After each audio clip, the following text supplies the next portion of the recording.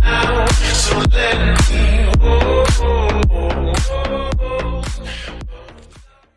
Salut à tous, bienvenue sur la chaîne Blue Lady et Cool Sharks, merci de passer, ça fait super plaisir. On voulait vous faire aujourd'hui une petite vidéo setup et c'est parti sans plus attendre.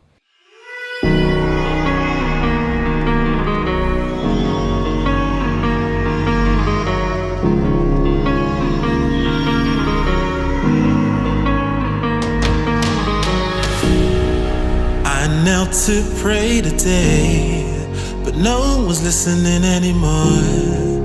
Do I need to fade away or stay here laying down on the floor? I want to know if you'll be the shoulder that I need. I want to go, so take me to Neverland.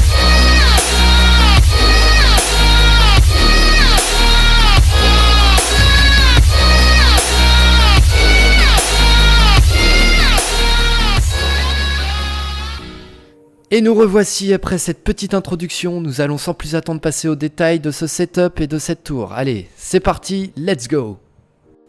Pour ce setup, nous avons choisi un boîtier de chez Cooler Master, le Stormtrooper, je ne sais pas si vous connaissez, mais c'est un boîtier très volumineux, très esthétique et surtout qui laisse circuler l'air très efficacement. Nous avons choisi d'incorporer dans cette tour une alimentation de chez Corsair, la CX750M, qui est semi-modulable.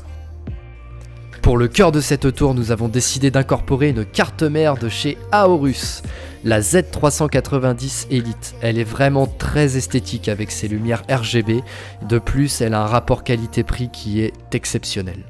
Pour cette carte mère, nous avons décidé d'y mettre un i7, le 9700K, et je peux vous dire les amis, qui fait vraiment le taf. C'est un 8 cœurs cadencé à 3,6 GHz avec un turbo boost qui peut le faire monter jusqu'à 4,9 GHz. C'est vraiment un processeur extrêmement performant. Pour refroidir ce processeur, nous avons décidé d'y mettre un Ventirad, le V8 de chez Cooler Master. C'est vraiment un très beau Ventirad et de plus qui fait le taf et avec un minimum de bruit. Pour ce qui est de la RAM, nous avons décidé de mettre des Trident Z de chez G-Skill. Nous avons mis 16 Go de DDR4 cadencé à 3200 MHz et plus tard que nous allons faire évoluer d'ici quelques mois à 32 Go. Nous y remettrons 16 Go supplémentaires et je peux vous dire que ces barrettes de RAM, elles envoient du lourd. Allez, passons sans plus attendre à la carte graphique. Nous avons décidé d'aller la chercher chez Gigabyte. Nous avons fait le choix de prendre une 1070 G1 Gaming. Vraiment une très bonne carte graphique qui permet des performances actuellement impressionnantes. Et nous avons finalisé cette tour avec deux disques durs de 2 Teraoctets chacun.